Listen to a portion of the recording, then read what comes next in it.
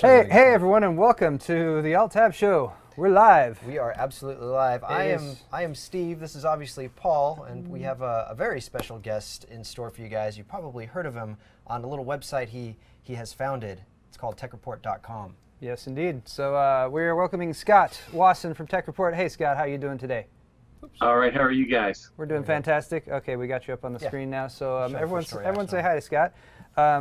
First off, just in case you guys aren't aware, we usually say this at the beginning of the show, feel free to interact with us, talk with us, ask us questions. You can do so in the Twitch chat. You can also send us Twitter messages. I am Paul at Paul Hardware, no S. Steve is at Steve_OMG. Our Twitter names, well, they might be down there later. I forgot, we're not on the main screen like Scott, I'm used to doing. Scott, you're on Twitter, right? Or just TechReport? Yeah, it's at Scott Wasson. That's so confusing. You can also tweet to Scott at Scott Wasson, and we'll be saying what's up. So we wanted to give a little bit of history, a little bit of backstory here for Scott, because I'm sure a lot of you are familiar with the Tech Report. It's one of the premier tech websites for reviews of technology, computers, all the stuff we'd like to talk about. But Scott, let's go back a little bit in time. You're the founder of TechReport, if I'm not mistaken. How long have you been running the show over there? 15 years. 15 years. That's a long time. Yeah. That goes back to 1994. 90. That's 2099. Math fail. Math. Yeah. That's why we have computers, to do math. Yeah. 2015. 1999. So yes. So you've seen a huge swing in technology going from back to that point. So let's I just want to get straight into tech here, because that's what we're all about. So let's talk the mentality of the people who are in charge of engineering, designing, and bringing technology to market. So this, I guess I'm mainly speaking CPUs and GPUs here, since those are kind of the heavy lifters. Right. Going from when you started Tech Report to today, what are the biggest changes that you've seen as far as what their goals in creating a new CPU now as compared to back then? Well, I mean, the first thing is just that everything is awesome, right? I mean, when we started, it was I was writing about this the other day. When we started, I wanted Outlook Express to be faster, so I overclocked my Celeron, right? Because then my mail would load faster. Yeah. And now, we don't have to worry about that. And so it used to be the challenges were just single-threaded performance and being fast enough. And now the challenges are basically power and managing parallelism. So you have lots and lots of cores, and you have to fit into a certain power envelope in order to get performance. And that's a way nicer place to be than not having enough performance. Definitely. For basic stuff. Yeah. And now one of the challenges is finding workloads that need all the performance of a really big CPU or GPU.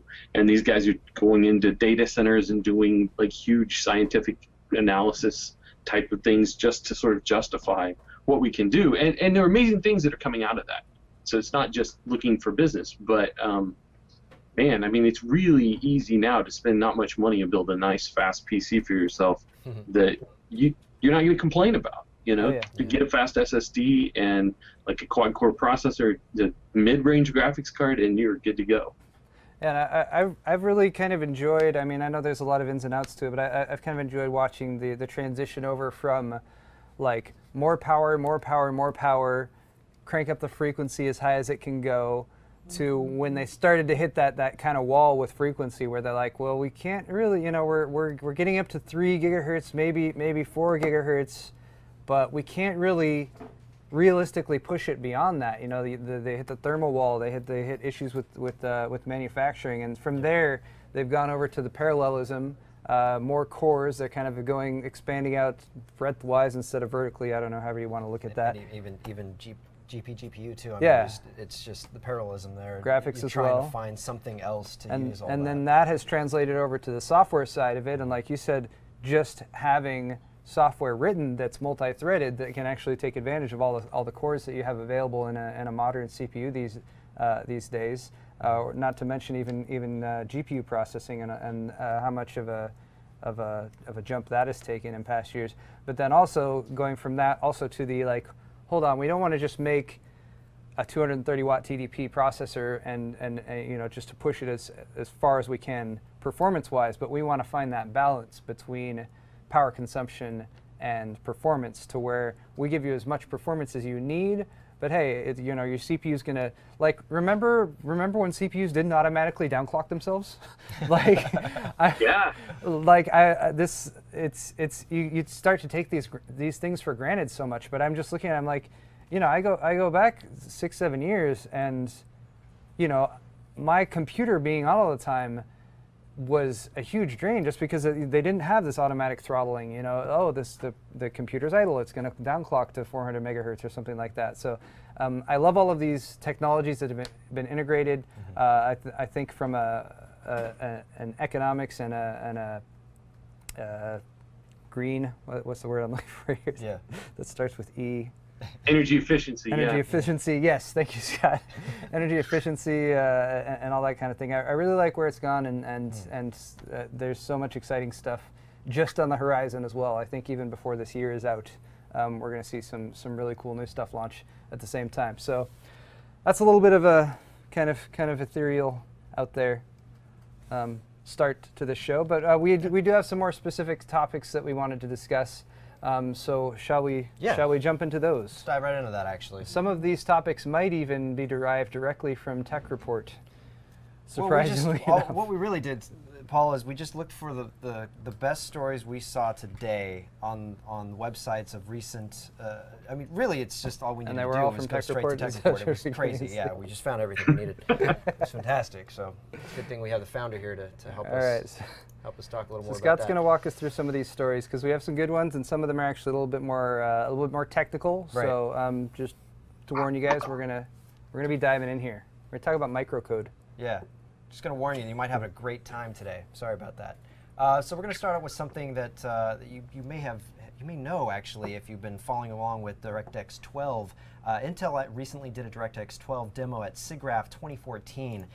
Basically, they demonstrated the performance and power benefits of DirectX 12 on the Surface Pro 3 with Intel HD 4400 graphics.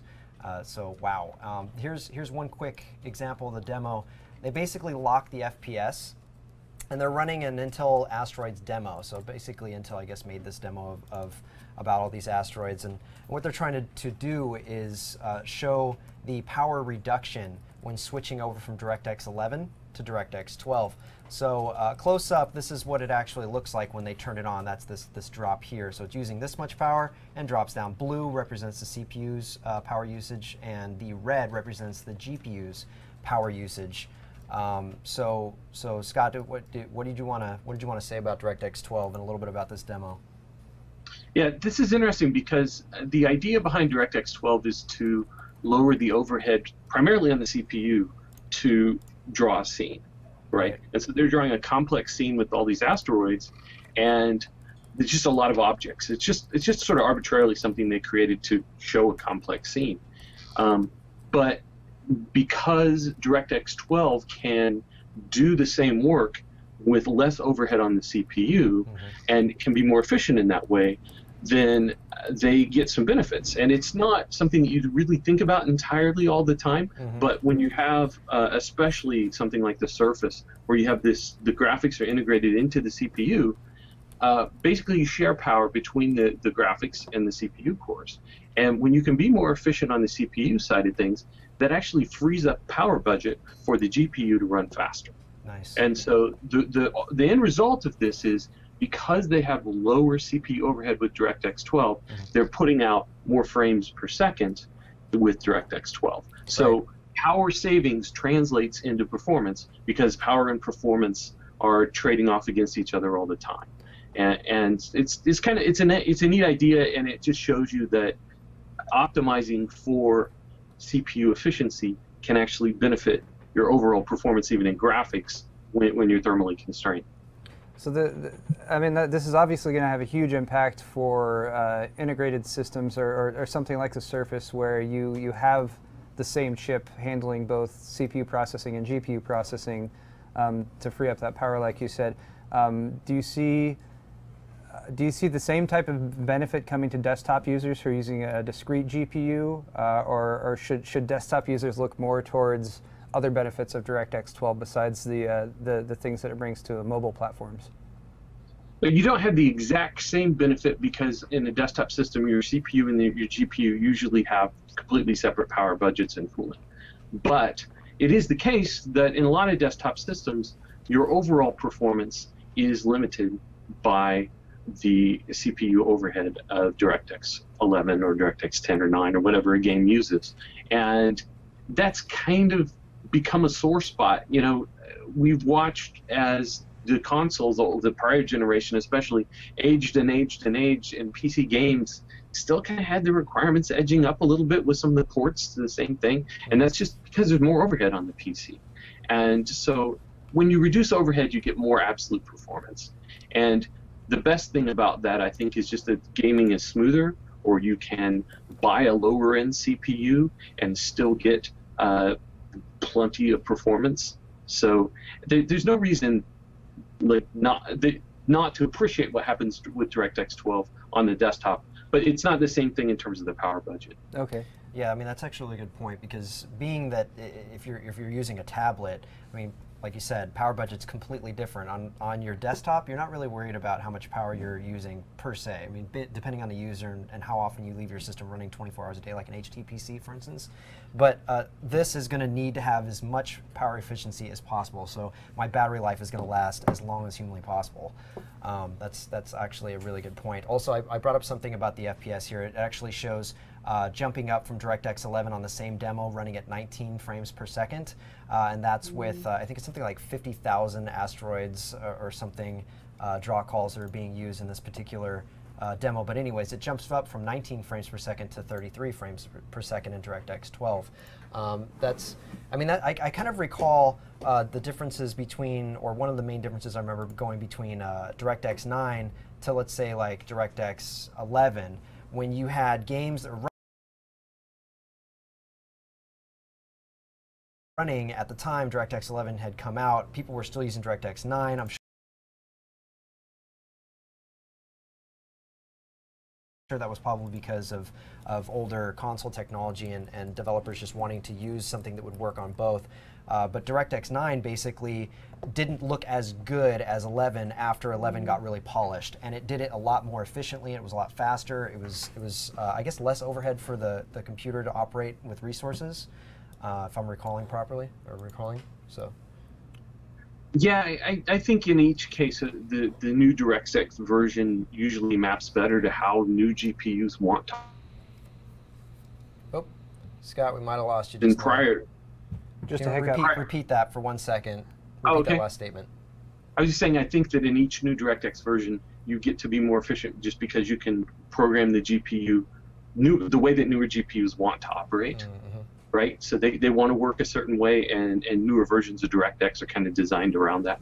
Oh, lost you one more time. This is 9. There was a nice improvement in terms of feature set, programmability, the precision of the floating point data types that you can use for graphics, and so there were real image quality gains that you got out of that. And you know what? Right. There may be some of those in DirectX 12, but we haven't heard about them yet. We've heard some hints from like Nvidia that they may be coming with new DirectX 12 specific hardware in the future. But for the most part, all the DirectX 12 talk has been about efficiency. Okay. I think it's time though for everybody to kind of pause and try to optimize and be more efficient instead of adding features. I think that's a really good thing. I'm really hoping that DirectX 12 isn't, you're not required to buy Windows 9 in order to use it. Yeah, that would be dumb if they did that. That was a Vista thing, right? That they did. So I guess the takeaway here, if you guys have been following all the Mantle stuff that's come out since last year, Scott, this is a pretty fair comparison, right? Where it's an API that's allowing the software to kind of work closer to the metal with the hardware, less overhead, more efficiency, and much like the consoles, which you get so much life out of because they can be programmed so specifically, it's going to allow developers to take advantage of the hardware more directly. And then the upshot for desktop users is going to be that you can get by with a much less expensive or lower powered, to some degree, CPU and a higher powered GPU, and the CPU is still going to be able to keep up. Yeah, I think so. Okay. And the other thing that's interesting about the question of will DirectX 12, what versions of Windows will it be on, is have you seen the rumors that maybe Windows Threshold will be free for like Windows 7 or even Vista owners? Even Vista. I didn't hear it going back as far as Vista. And Microsoft's plan for DirectX 12 and where it will go on different versions of Windows isn't clear. And now we have these rumors about maybe they're going to give it away to owners of older versions of Windows. It's possible that DirectX 12 could be available to a lot of people via that upgrade if that happens. Now that's just speculation right now, but it sort of puts an interesting twist on that question of who gets DirectX 12. Okay. That would be exciting, and I think that actually we should come back to this a little bit later in the show, because we do have a topic a little bit more specifically about the new Windows and some of that stuff coming up. But I do think Microsoft needs to take a second look at their pricing plan. But for now, let's take a look. We've been showing you guys a lot of X99 leaks that have come out in the past weeks, and they're not slowing down. No shortage of those. You might even come to the assumption that X99 might be coming out soon, although this is completely rumor and we have no verification or anything like that to show you, apart from these pictures that we're about to show on screen, which is ASRock. We showed you guys, what have we shown them so far? We've shown some MSI. Yes. Did we show we showed some Gigabyte. Mm-hmm. They've shown some stuff. So ASRock has released some photos now. They have the X99 killer here, and this is a TechReport story by Geoff, who's a great guy. I met him in Korea, by the way. Hi, Geoff, if you're watching. So this is we just hang out in Korea, by the way. Yeah, all the time. So this is the X99M killer, and this is kind of exciting because it is a microATX X99 board, and I really like microATX as a form factor. I think it has the possibility for some really compact systems, not quite as small and portable as a mini ITX, but particularly for something like X99 and Haswell-E.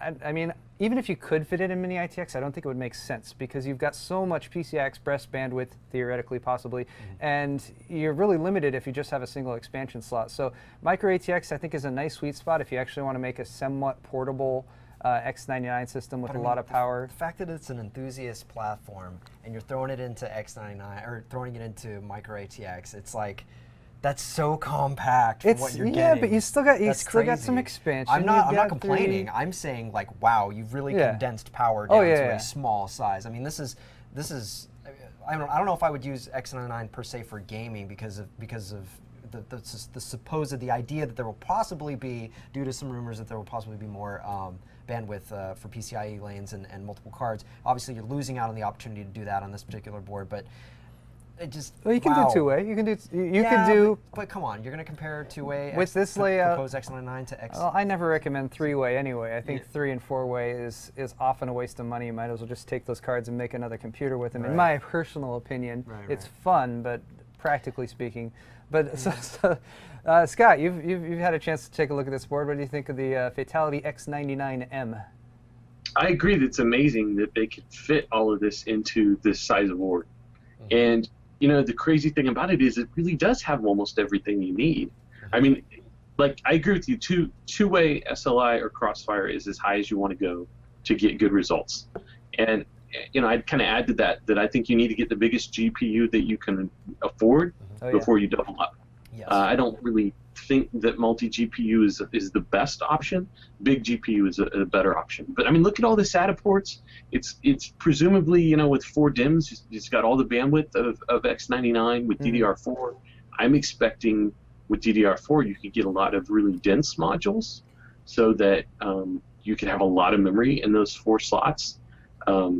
32 gigs. I mean, this is probably enough for most of us. Yeah. So it is amazing to me what you can put into that board. It's a good-looking board. So I could be happy with that. I don't think I'd run out of room.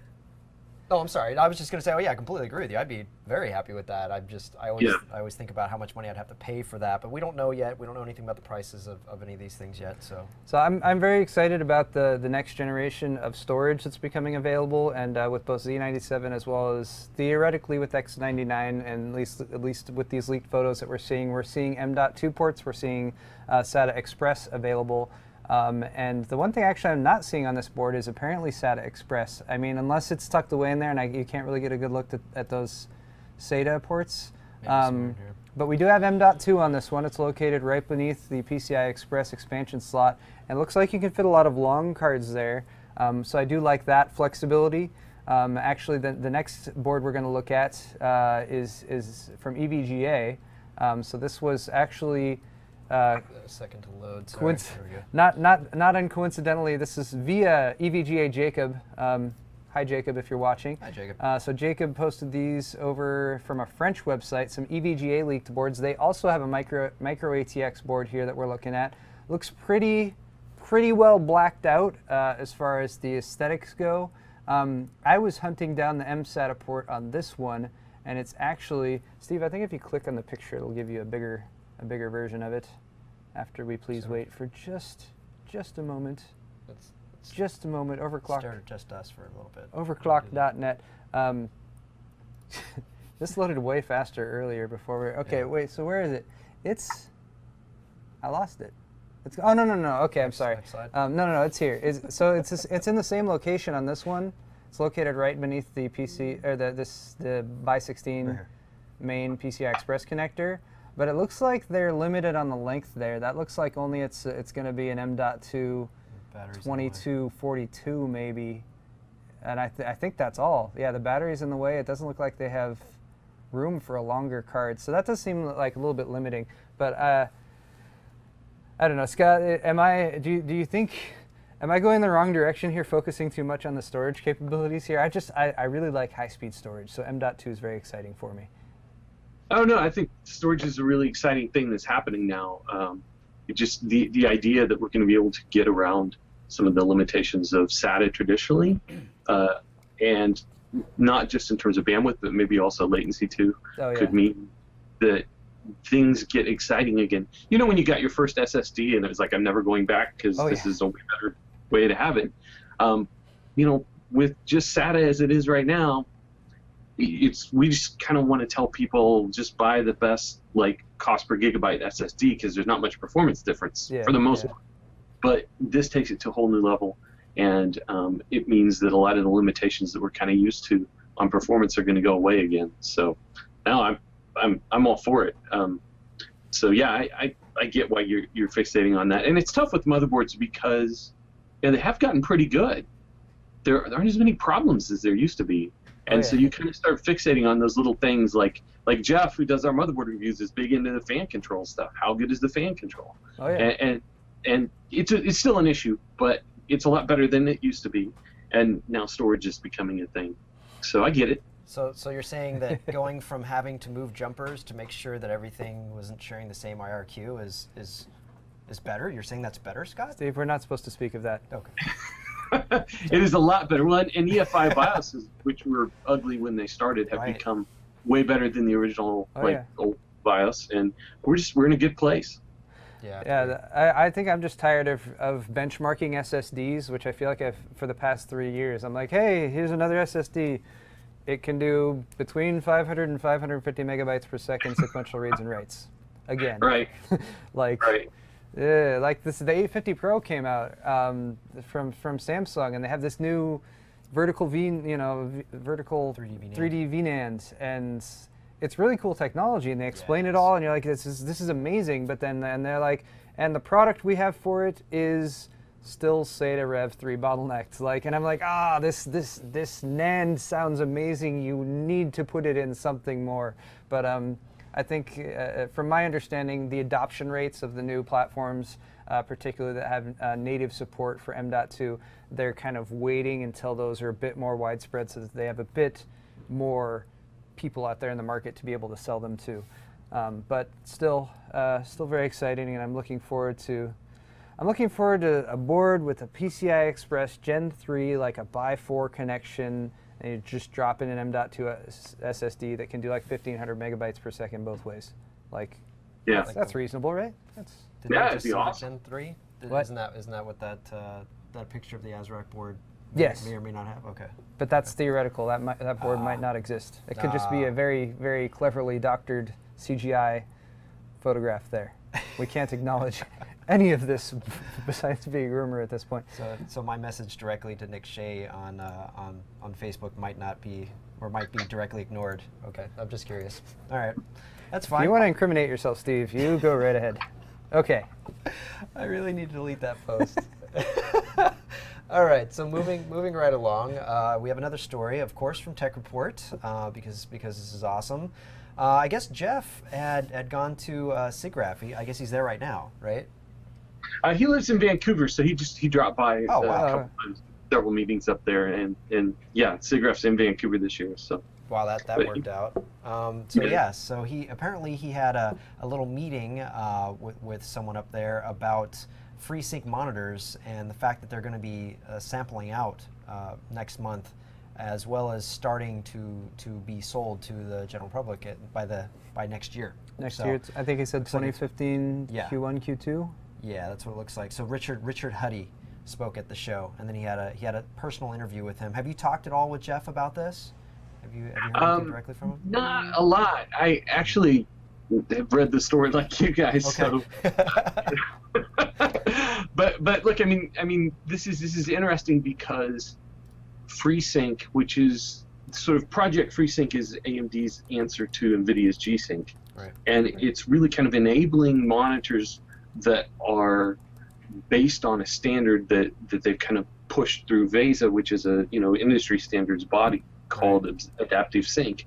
The idea is to help monitor makers get to a point where they can allow, or they can offer a product that allows variable refresh like G-Sync, but do it in a way where hopefully anybody with any graphics card could plug in and use it and it would work. Because right now Nvidia has built G-Sync and it works and it's really nice, but you have to have a GeForce card to use it. And I think the idea is, AMD wants to counter with something that the whole industry can use. If I can interject here really quick, a quick shout out to Money, aka Joey. That last story that we did on the EVGA X99 boards on overclock.net, he actually picked that up from Jacob and posted it on overclock.net. Thanks, so Joey, thank you for doing that. Okay, sorry about that. Yeah, no problem. Giving props where they're deserved. I don't know about you, Scott, but I'm sort of hoping that in any particular G-Sync monitor that will be coming out will adhere hopefully to version 1.2a, and then will just let me use FreeSync as well on FreeSync as well on anything else that might be AMD based in terms of my GPUs in my household. Are you holding on to a hope like that, Scott, or are you just kind of like, well, whatever happens? Yeah, it's tough because I think Nvidia wants to make money based on the technology they built, which they've done some really nice innovation here, and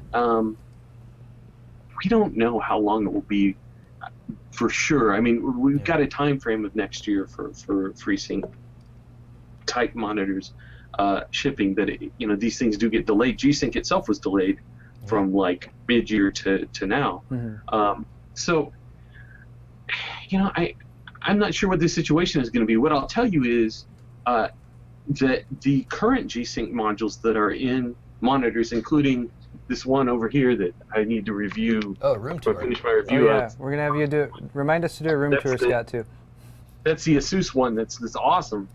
Anyway, those the module in there, the electronics in there, is based on something called an FPGA, a field programmable gate array, and so they could do an update to it that would make it compatible with Adaptive Sync. The other thing is that it's also possible that it could already be compatible. NVIDIA told me at one point that they didn't think that VESA needed to update standard at all in order to actually support variable refresh. And there was a slight tweak to the VESA standard, but that was kind of about letting the monitor letting the graphics card know about its capabilities. But that's not a necessary step. The graphics driver could know about the monitor capabilities without that. So there's going to be some intrigue around how AMD addresses G-Sync monitors potentially, and then how Nvidia addresses FreeSync capable graphics cards.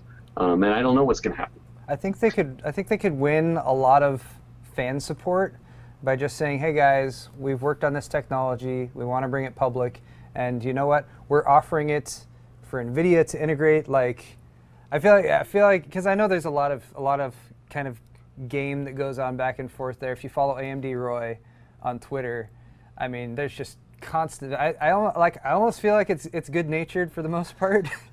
So I kind of like that, you know, that they play around a little bit with each other. But I feel like it would be a nice comeback to that. Be like, oh, you got your proprietary G-Sync over there. Well, you know, here, you can go ahead and use this as well. I mean, ultimately, I want to be able to buy a monitor that can do all that, and it doesn't affect what choice I have and what video card I want to install.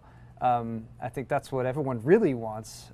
Granted, right now, if you want this right now, you got to go G-Sync. So if you're an early adopter, you know, sometimes that can end up turning around and biting you in the ass. But I guess it's just that's just the thing. It's like, if I want that now, and guess who wants that right now? This guy. I do. Steve does. I can't help but want fast variable refresh on anything that I play games on. So I want that. And so. I am mean. So I came in this morning to work, and I was like, so I have an ASUS PG278Q ROG Swift monitor at home last night, and I didn't even take it out of the box. Oh no! So what did I ask you? I said, what did you do? You didn't even what? All night? You couldn't have called. I would have come over. I know. But then what were you doing though? You were doing something. I was doing something that is legitimately also very exciting, but I can't tell you. Okay. I can't. It's still NDA, so I can't. You were testing something. There was something else going on there at the same time, which is why I didn't pull that out. I know we're gonna mess around with that monitor too very soon, and actually, I believe it's not gonna be till a little bit later this month, but we should have a specific video on that monitor with JJ from ASUS.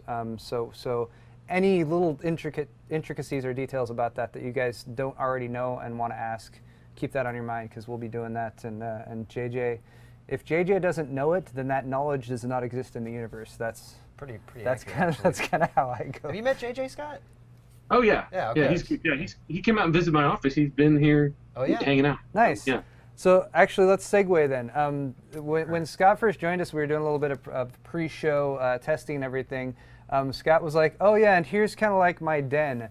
So we were both like, that thing. Can you what's that thing? Yeah. So is that Scott, what I think it is?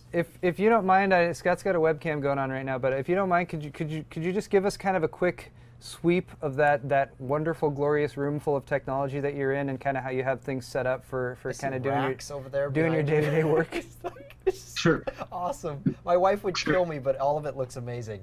All right, I'm going to grab the webcam here. Yes, go for it. If you can see over here, basically there's a lot of monitors on the floor of different types. So I can do, like triple setups for graphics testing, or 4K, or G-Sync. And then behind that, I've got a table full of graphics cards, and then shelving full of graphics cards. It's like one or two of everything for like DirectX 10 or newer. Just everything. It's bowed. The shelving is bowed. Yeah. From the amount of video cards. Right, it is bowed. There's a lot. And so, okay, over here, I don't know, let me see if I get this. Okay. So we have my graphics test rig.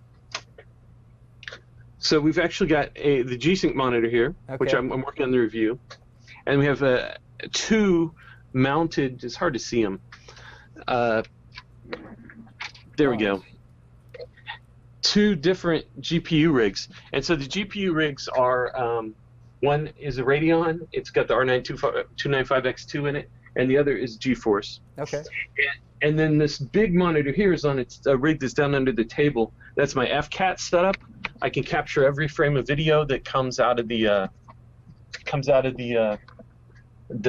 test systems and do performance analysis on that. Over here, then this is my CPU test rig lineup. Look at that row! Look at that row of test beds, each with. So this, you were saying it earlier to us, Scott. This is the same graphics card and all of those test beds, but you're testing it on a bunch of different CPU platforms? Yeah. Yeah, so I've got 4 different socket types, right? Yeah. And then I can change the CPUs out and I can test up to 4 things at once in parallel. Nice. So it's all on a KVM switch with the monitor here, and so I can be pretty productive when I'm crunching through, the same tests over and over. Yeah. And then honestly, I have to switch. Like we don't know what the hell we're doing. Actually.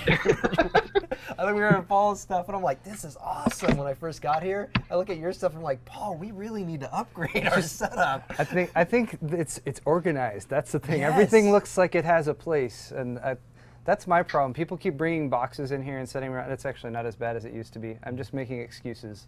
I'm gonna use Scott's lab as a model, and we'll go ahead and we're gonna clean all this stuff up for you guys. It's gonna be no, that's awesome, Scott. I think every one of our viewers probably wants to come and just hang out there and test hardware and play video games, and at exceptionally low frame rates and hate their lives because they can't repeat the same motion. All right, reload it. All right, let me reload it again.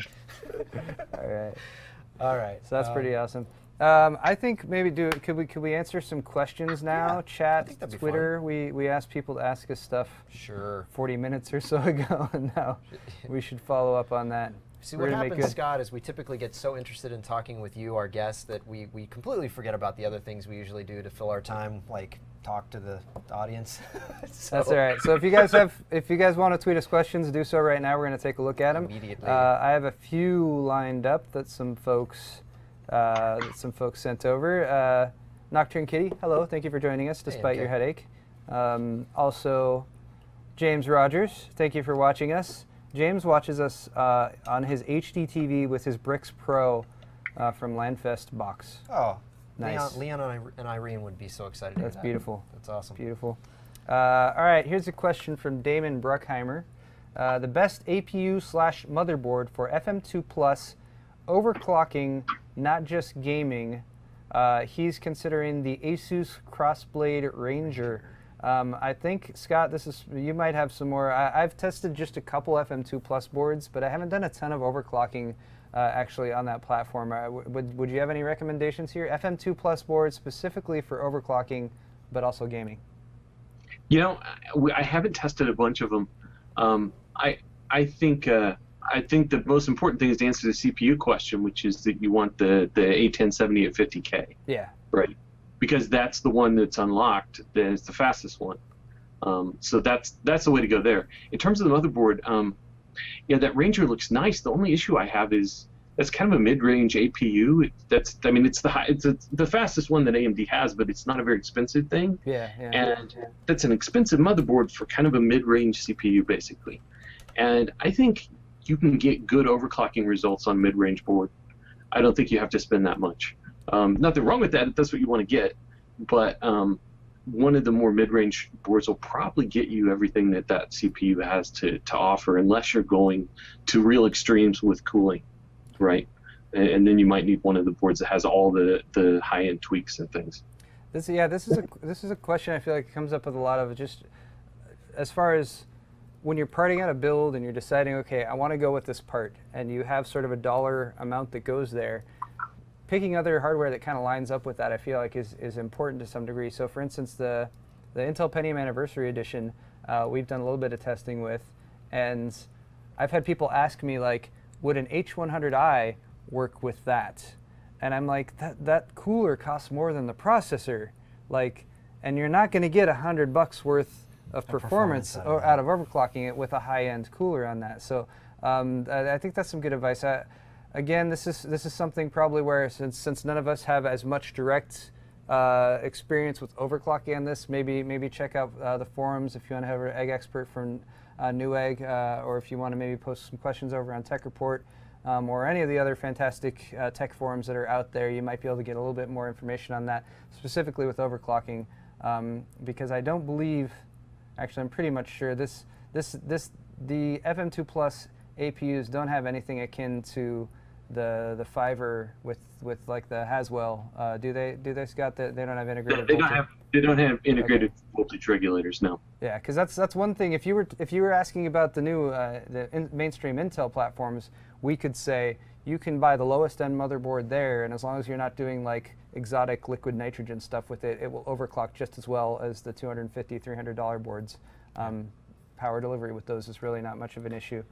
But Scott, I actually have a question for you from Mini Smitty. He just wants to know, what's your favorite CPU or GPU, if you have one? Favorite? Yeah. I got to say, right now, I really like that Pentium Anniversary Edition. It is nice. And I'll even say that I'm willing to deviate from the idea of balance on that.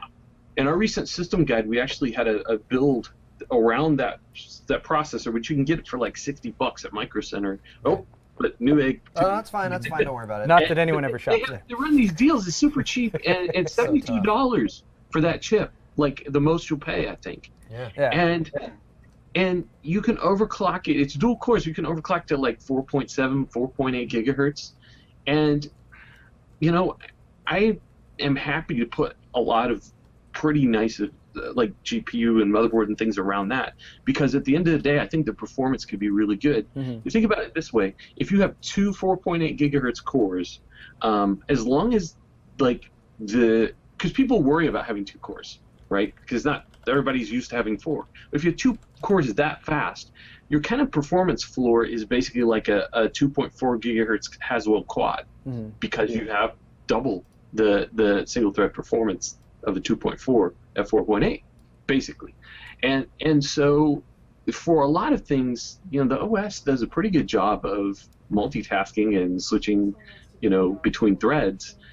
For a lot of things, it's a pretty darn good processor, and in a lot of cases, there really isn't any substitute for per thread performance. So the fact that thing can be clocked up so high that it's per thread, it's like single or dual thread performance is really high, means that it does really nicely in some tests. And I think for gaming, it's a really good processor. So that's my favorite, and I'll deviate from the balance stuff a little bit just because I think you can do some fantastic things with overclocking it. Yeah, I'm actually very interested, since we were kind of on this topic earlier, the Pentium Anniversary Edition with DirectX 12, once that comes out, and like how high-end of a graphics card you could get away with and actually still get close to its full performance. Something like that. You could actually, that can be handled with Mantle right now, but I digress. Okay, we had a question from chat, I believe, but it's one that we might not be able to have many answers on, or maybe Scott can answer this because maybe he's a little bit more free to speak on it than we are.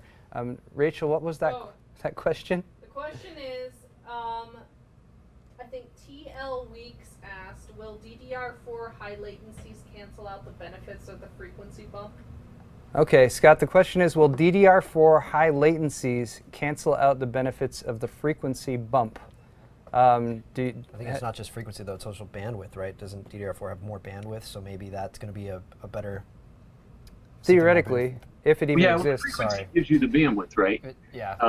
But the question is just bandwidth versus latency. And traditionally, when you move to a new memory type, you get a little bit more latency because it's built to have a higher ceiling in terms of bandwidth or frequency. And honestly, I think the answer to that is we're going to get that stuff and we're going to test it, and then we're going to have some answers, but we don't yet. So maybe a little too early at this point to say. Yeah, so smooth, soon. But you know, generally speaking, the guys at JEDEC who do this engineering are pretty smart, and they do a pretty good job. The issue may be just starting out.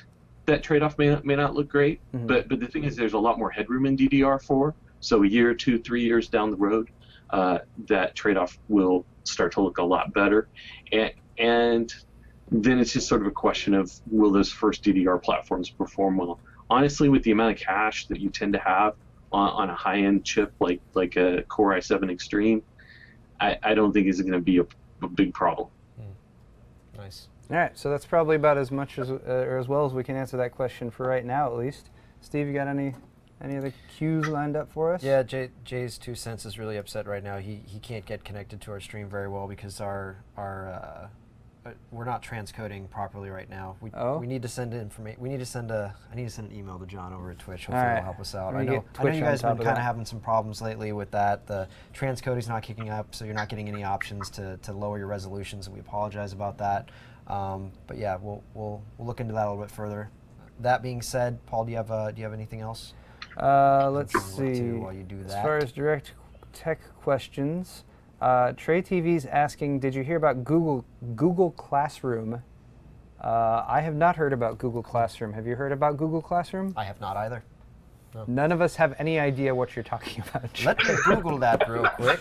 Perhaps, I'm assuming the SEO will come up according first. to Google, a classroom is where students congregate in order to learn more about the world around them. Introducing Google Classroom for Google Apps. Designed hand in hand with Google Apps for education teachers to help them save time, keep classes organized, and improve communication with students. I like it. Yes, which makes sense because I felt for a long time that Google does such a great job getting students to connect. I mean, as a college student myself, Hangouts was awesome. Getting tutoring together for groups of people. I've been a champion of Hangouts for a while because it's just awesome. I think Skype is still sort of lagging in that area, having multiple users connect. I still don't even know what the maximum number of Skype users are that you can get for free in a single room. But I know Google Hangouts has been awesome for quite some time. This also strikes me somewhat as like a, Steve. Well, this is just at first blush. Tell Jay to change his DNS servers to the Google DNS servers. Oh, Jay, change your servers to the Google DNS servers is the instruction. Fix the problem for him. That'll fix the problem. That could help. I've heard that doing that can help. This strikes me as a little, almost kind of like the Apple technique of donating massive amounts of computers to schools and classrooms across the nation, which on the one hand is an excellent philanthropic move to help students work in computing. On the other hand is a very shrewd business move, in my opinion, to get people familiar with and accustomed to the Apple platform so that they will grow up to be Apple users. You can look at it from both sides, but maybe this is Google kind of reaching out in that respect a little bit, but also apparently to help teachers because I don't know if, were you the student in your class when every time the teacher was like, okay, we're going to watch a video this afternoon, and they bring in, you know, the cart with the CRT monitor on it, and then they're like, how does this work? And then like I was always the one up to the front, okay, you got to plug in the AV cables and then switch it to TV VCR and, you know, all that kind of thing. Yeah, I laid down in the back when the lights on went out, and I just slept underneath my desk pretty comfortably at the point that happened. She'll be at this for like 5-10 more minutes, guys. I've got at least 10-15 minutes of sleep right now. I see. You're just Steve, ever the opportunist. No, I would help with like overhead projectors and stuff, but that was in college at that point because they didn't really. I mean, VCRs and stuff at that point were like hot glued and strapped down and bolted into these carts that they would wheel in, and it would just work. I mean, when I was super young, I remember they had the Apple IIe's, and we played like really old school games on them. Yeah. Am I too old for this? It's like we're going off on such a tangent here, sorry. but Google's doing classroom stuff, and if you didn't know, now you know. Also, there's Google Chromebooks and everybody's laps. Oh, that's pictures. Okay. So they're totally. This is totally Google taking an Apple. Yeah, when I did my Chromebook, I actually didn't talk about it in my Chromebook, like quick video on Chromebooks, but basically, yeah, they're donating those or actually I should say the people I communicated with were saying that they use their Chromebooks and they administer them. Large numbers of them were having problems with the new update had come up right as soon as I did my video, so I was just doing research on it and discovered that information. So yes, lots of schools are using them. People are using them to, administrators are purchasing them for schools, which I think is pretty cool because they're great for something like that. I don't know. Sweet. Yes, so sorry about that tangent, Scott. Helps students learn good better. No problem. Yeah, we jump all over the place apparently. All right, Aaron. What else you got? Aaron at Antaurus, greetings from Switzerland. Hello, Switzerland. Oh, Switzerland. We appreciate your neutrality. Murray tells me, thanks for our help with the Xbox controller and PC install following last week's show. You are very welcome, sir. No problem whatsoever. And I'm not sure what else we can say about I haven't that. even been looking in chat. People, Yeah, grab a couple things from chat real quick. Teenage Mutant Ninja Turtles. Any idea when the 24-inch Asus G-Sync monitor will be out and how it compares to the ROG Swift? A little bit. This is from M2HMGHB. A little too early to speak on that one. I am not sure. Actually, even if I was sure, I probably couldn't say. And I haven't taken the Swift out of the box yet, so actually that's Swift. That's JJ Swift anyway. I'm not going to be able to keep it. Very sad. You don't look at it then, because you don't want to give it up once you. No. Yeah. Just don't even look at it. Scott, I got a quick tweet from somebody asking about playing some games over the weekend. I know you're actually a bit of a gamer, if I'm not mistaken. What's some of the games that you were able to beat just recently in your spare time?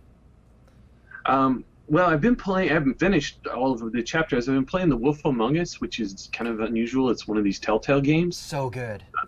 Yeah, they did. It's amazing because it really is like an interactive animated comic book thing. And I was playing it on basically 4K monitor, so it looked like it's like pencil draw or inked, on your screen.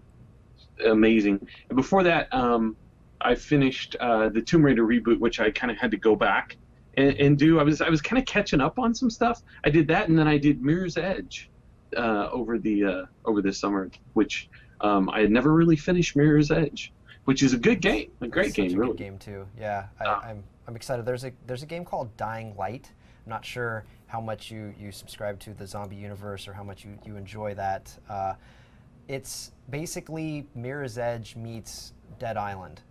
And you're basically able to run across rooftops, across like crane arms and everything, and just really crazy like vertical game, as well as playing around with zombies and getting stuck. Plus it's co-op too. It's pretty cool. I've been really excited about that game. Have you heard about it at all?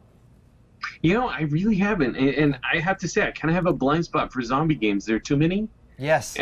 And if it's not DayZ, then I'm not completely like, I know Dead Island because of the trailer, but Yes. I think I probably own it because of a Steam sale. Yeah. But the biggest problem as a PC gamer is actually finding time to play all the games you own. Absolutely. And I haven't gotten into that yet. Well, before we part that subject, I did want to tell you one more thing about The Wolf Among Us and Telltale Games in general. I don't know if you know this or not, but they're releasing a Borderlands 2 or Borderlands themed version and a Game of Thrones version. So yes. that will be amazing. Yeah, Borderlands Game of Thrones? Borderlands version and then a Game of Thrones version. Two it's not a mashup. Yeah, it's not a mashup. That'd be Where interesting. Tiny Tina's like, winter is coming. Was that like Handsome Jack versus the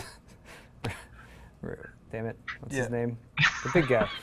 The Mountain versus the Mountain. The Mountain, yeah. Handsome Jack versus the Mountain. He's like, everyone's been waiting for that matchup. Yeah. I think. I'm a huge fan of Borderlands and Borderlands 2. I've got like way too many hours into like multiple work weeks, many work weeks worth of hours total. That Steam total is for the time I spent on Borderlands 2, and I'll probably play the whole Telltale thing when it comes out. But the pre-sequel is coming too. Yes, absolutely it is. So, I'm looking forward to that too, especially the low G and the different weapon types that they're throwing in there that are going to be a little fun. I think the low G is going to be the biggest twist to the whole thing. Having low gravity and fighting in that, I don't know. I just think it's going to be fun. Yeah. Okay. Do we want to jump into something else? You have some chat? I think my chat is broken. I think it stopped working. So I guess that answers that. Why don't we do it? Why don't we do another tech report? Well, it's actually after 4 now, Steve. Is it? And do we have one more? No. Okay, we're gonna take.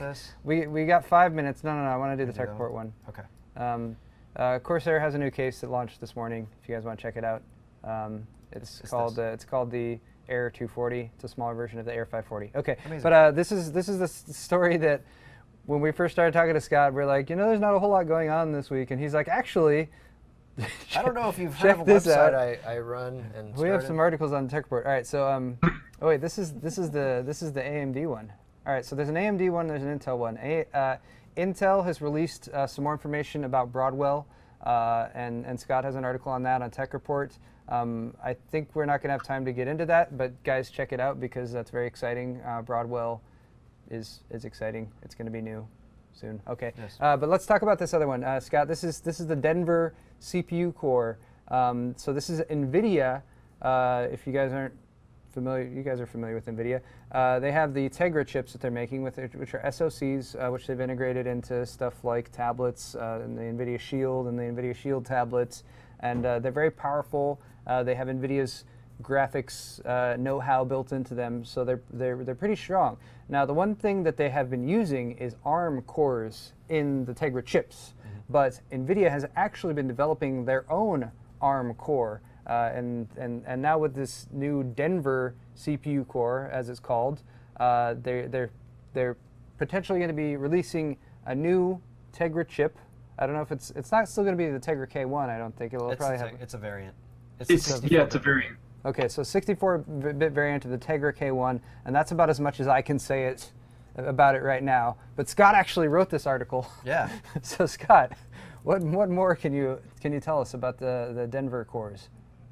But Denver is interesting because it's NVIDIA's first real custom CPU design, right? I mean, it's ARM compatible, but it's their thing.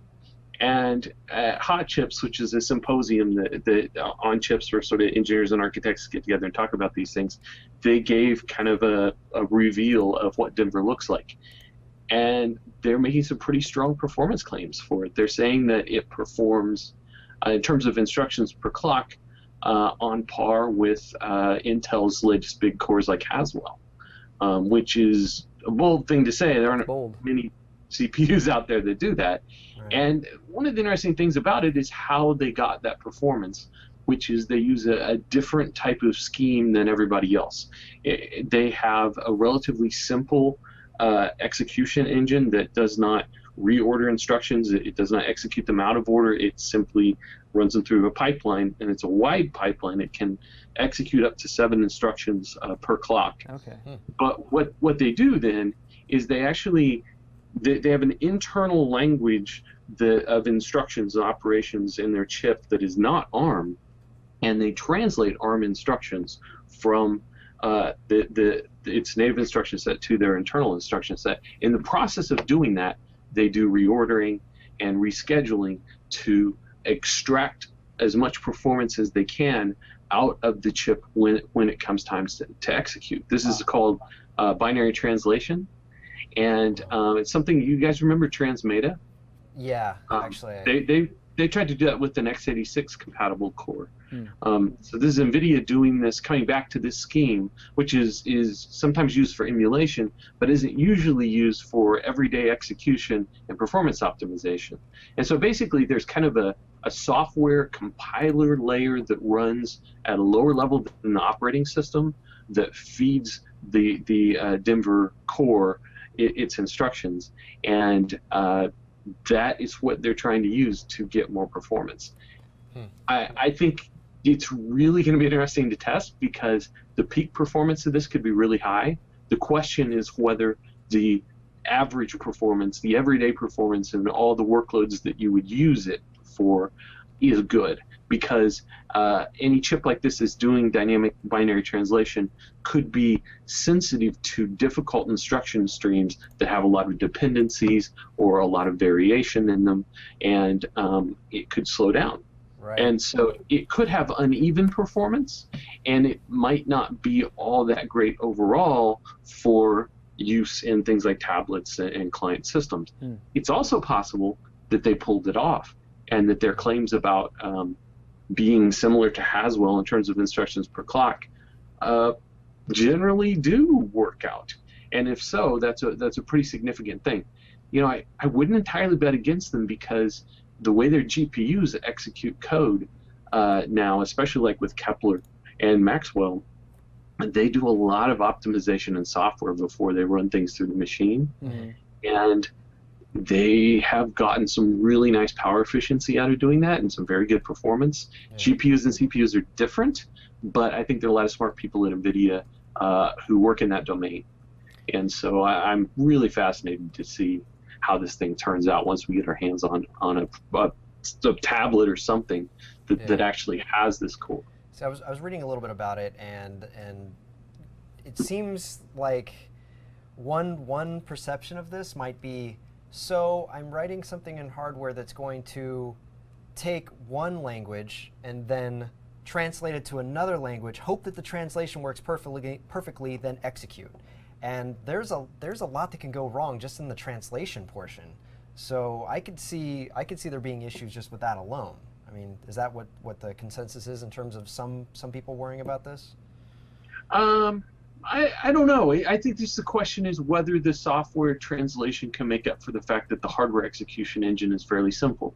You know, what happens in most CPUs, like an Intel Haswell core, it doesn't actually run x86 code natively either. It has its own instructions internally called microATX, but the decoding and reordering of instructions happens in a hardware instead of in a software layer.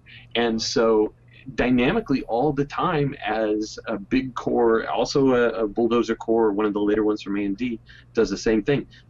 As those things execute code, they are dynamically decoding x86 and breaking it down into their own internal instructions.